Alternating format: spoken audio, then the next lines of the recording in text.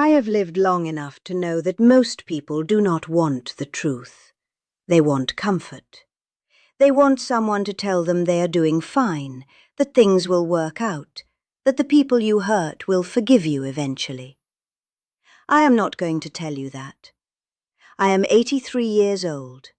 My name is Eleanor Marsh, born Eleanor Calloway in 1841, in a farmhouse outside Utica, New York, where the winters came early and nobody complained because complaining changed nothing. I have buried a husband. I have buried 3 children. I have moved west and rebuilt after fire, and sat with the dying and kept the house running through grief so deep I did not think I would survive it. And I did survive it. That is not the blessing it sounds like. Because surviving gave me time, and time gave me clarity, and clarity showed me every single place I went wrong. That is what I am here to tell you. Not the suffering. The suffering is not the lesson. The lesson is what I did wrong inside the suffering. You think you are different from me. You think the world has changed enough that what happened to me cannot happen to you. I suspect you are doing exactly what I did. Let me tell you what that looks like from the other end of a life. I married James Marsh in the spring of 1861. He was a quiet man, not cold, not mean, just quiet in a way I did not know how to read. He kept things inside. He worked the land and fixed what broke, and sat at the table in the evenings and did not say much. And I spent 20 years believing his silence meant something was wrong. I was wrong. He felt things. I know that now. But for the first 2 decades of our marriage, I treated his silence like an insult. I never asked him to speak differently. I never told him what I needed. I just held it against him quietly, the way a stone holds cold, and let that coldness build until there was a distance between us that neither one of us knew how to cross. What I did not see was that my pride in my own strength was keeping James out. You cannot be the person who holds everything together and also be the person who lets someone else in. Not at the same time. Not the way I did it. Because the strength I was performing was not just competence. It was armor. And armor does not know the difference between an enemy and a husband who loves you. He died in the winter of 1899. Heart failure. 59 years old. I held his hand at the end, and he looked at me in a way I had not seen in years, and I understood in that moment that he had loved me the whole time. Through every winter and every silence and everything I had held against him without ever saying so. We did not get to be old together. We did not get to sit in a quiet house with the work finally lighter and just be 2 people who had made it through something hard. I think about what that would have felt like. You are in a relationship right now, maybe, and there is something unspoken between you that has been there a long time. You have decided it is their fault or their failing or their responsibility to fix. I thought the same thing, for 20 years. It felt like self-respect. It was loneliness dressed up to look like dignity. If you have something to say to the person you share your life with, say it. Not the version that accuses, the version that admits. The version that says, I need something from you and I do not know how to ask for it. That version costs you something. But the alternative is what I had. A man I loved, buried in the ground, and me understanding him too late to do anything about it. I want to talk about my daughter Ruth. She was sharp from the time she could speak, quick-minded, stubborn. She had a stubbornness I recognized because it was mine, and I did not handle it well. She wanted things I did not think were proper. She wanted to move to the city, to do work outside the home, to build a life that did not match the one I had imagined for her. I told myself I was protecting her. I told myself I knew better. What I was doing was refusing to let her be someone different from me. She left. Not all at once. Slowly, the way warmth leaves a room, not in a moment but over an hour, until you are already cold before you notice it is gone. She moved to Cleveland in 1891. She wrote letters at first. I wrote back, but I was still arguing in those letters, still correcting, still trying to win a fight that should have ended years before. Her letters became shorter, then less frequent. Then one winter they stopped. I told myself she would come back around. I told myself children always do.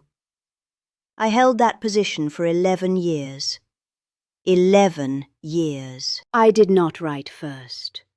I did not go to Cleveland. I did not say, "Ruth, I miss you. Whatever happened between us, I do not want to lose you." I did not say it because saying it meant admitting I had been wrong, and I was not ready to do that. She died in 1903, influenza. I got the telegram and sat down on the kitchen floor and could not get up for a long time. Not only because she was gone, because I'd had 11 years. 11 years in which I could have written a letter that started with, "I am sorry." 11 years in which I could have sat with my daughter and told her I was proud of her, that I saw her, that what she had built had value, even if it was not what I imagined. I did not do it. I thought I had time. You think you have time too. You think the relationship gone cold will warm again on its own. You think the person you have not called in 3 months will still be there in 6. You think the argument that ended badly will eventually be laughed about at some future table. Sometimes it will. Sometimes they are still there when you reach, and sometimes they are not. Whatever you are waiting for before you make peace with someone you love, stop waiting. There is no perfect moment. There is only this one, right now, which you are spending doing something else. In 1877, we lost everything to fire. James and I had moved west the year before, out to Kansas, following the idea of land we could own outright. We built a small house on a small piece of ground and believed that if we worked honestly, the land would give back. The fire came in October. It moved faster than fire should move. By the time we were out with the children, the barn was already gone. We stood in the dark and watched it burn, and neither of us said anything. Afterward, we went to a neighbour's house and slept on their floor. We had nothing. We owed money on land we had just watched burn. I am not going to tell you we found strength we did not know we had. The truth is we were frightened, and there were days I did not know how we would eat. But we got up and did the next thing, because the children needed feeding and there was no other choice. I am telling you this because I want you to hear something about hardship. You are afraid of things right now. Money, stability, whether you will be all right. I do not minimize that. But you are more capable than your fear is telling you. You have gotten through things before that you did not think you would get through. The fire did not break us. What came close to breaking me was what I did with the years after it. I spent the next decade afraid of losing again. I held money tightly. I worried constantly, and in doing so I was absent from the years I was living. The children were growing. James was there. There were evenings that could have been something, small graces in a hard life, and I was somewhere else in my head, running numbers, bracing for the next disaster. The next disaster came, as it always does, but I had traded the good years worrying about it, and the worrying did not help when it arrived. Worry is not preparation. It is suffering twice, once in your mind and once in your life. You are there but not there, present but not present. You are living in next week or next year, while the actual people in your life are in the room with you right now. They need you, in the room, looking at them. My son Thomas was 34 when he told me he did not feel like he knew me. We were sitting at my kitchen table on a Sunday. His children were playing outside. I could hear them through the window, and he said, carefully, "Mother, I do not think I know who you really are." I tried to argue. I told him everything I had done for him, the years of care, the sacrifice. He did not argue back. He just looked at me with a sadness I understood later was grief. He was not accusing me. He was telling me something true. I heard it as an attack. He left without us resolving it. We never spoke of it directly again. But he was right. He did not know me. He knew my capabilities. He knew my expectations. He had seen me grieve, but controlled grief, managed grief, grief that did not ask anything of anyone. He had never once seen me lost. He had never heard me say, "I do not know what to do." I thought I was being strong for my children. I thought showing uncertainty would undermine their sense of safety. I was wrong about all of it. What they needed was not a mother who was always certain. What they needed was a mother who was human, a mother who could say, "I am struggling too, and I love you, and we will figure it out together." I gave them competence, I gave them stability, I gave them labor and provision and presence in every practical sense. I did not give them me. And now I am old. They are kind, my surviving children. They visit when they can. But there is a glass between us that went up so long ago, neither of us knows quite when. And at this point in my life, I do not know how to take it down. You are building that glass right now. It does not go up all at once. It goes up one small decision at a time. One moment of choosing distance over vulnerability. One moment of deciding that being needed is safer than being known. Stop building it. Tell someone the true thing tonight. The frightened thing. The uncertain thing. The version of yourself that is not managing anything. That is just a person who loves people and is afraid of losing them. That is the version they are waiting for. Let me name what I learned.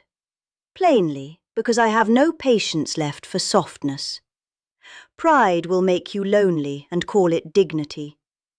I held on to my pride in ways I told myself were principled. And all of it was just pride, dressed up in reasons. Pride took my daughter. Pride kept my silences long. Pride kept me from saying I was wrong in the moments when saying it would have mattered. And in the end, it left me exactly where pride always leaves people. Alone, understanding too late, with no one left to say it to. You know what I am describing. You will not want to admit it, but you know the position you have been holding so long you have started to believe it is just who you are. It is not who you are. It is a decision you kept making. You can make a different one. Your strength, if you use it to keep people out, is not strength. It is fear with good posture. I used every bit of my capability to avoid being vulnerable with the people I loved. I thought showing need was weakness. I was wrong. The strength I was most proud of was the thing that cost me the most. You are not running out of time in a general sense. You are running out of time with specific people. Your parents are getting older right now. Your children are at an age they will never be again. The version of the people you love that exists today will not be available indefinitely. I treated time as a general resource, as though there were always more somewhere. I did not understand that what I was losing was specific days with specific people who would eventually not be there. Resentment is not justice. I carried resentment against James for his silences, against Ruth for her defiance, against the circumstances of my life for asking so much. I told myself I had earned the right to feel it, but it did not change anything. It did not correct James. It did not bring Ruth back. It just lived inside me and made me harder to be close to. Resentment is what happens when you expect life to be fair and cannot release the expectation when it is not. And the last thing, the one I want you to carry out of here. Duty is not the same as love, and people can feel the difference. I kept every promise in practical terms. I showed up to every obligation. I never quit. And still, some of my children felt loved, and some of them did not. The difference was not the duty. It was whether, beneath all the doing, they could feel that I wanted to be there. That they were not responsibilities to be managed, but people I was glad to know. You can do everything right and still leave people feeling unseen. Showing up is not the same as wanting to be there. The people you love know the difference. They have always known it. They may never say it to you, but they know. I am 83 years old, and I am sitting in this room alone. I have grandchildren I do not know well enough. I have a son who visits and keeps something back, and I understand it is not entirely his failing. I have the memory of a husband I loved and misunderstood for years, and was finally beginning to understand when he was taken from me. I have the memory of a daughter I lost twice, once to distance and once to death, and both times the distance was partly mine. Regret is not dramatic. It does not arrive the way you imagine when you are young. It does not come in floods. It comes quietly, in the morning when you wake up alone, when a grandchild visits and you have to explain who you are because you never gave them the chance to know, when you hear something funny and there is no one to tell it to. It is not unbearable, but it is constant. You still have time. Not as much as you think, but some. You can say, I am sorry to the person who needs to hear it. You can put down the pride you have held so long it feels like principle. You can let someone in, the real way, the way that costs you something. You can be present, truly present, not managing the people you love, but just there with them, awake to what you have. Because here is the only thing that holds up at the end of everything. Not what you accomplished, not what you built or earned or endured, whether the people you loved knew it, whether when they were with you they felt like someone precious, whether you let them see you enough that they could love you back. I know that now. I knew it too late. You do not have to.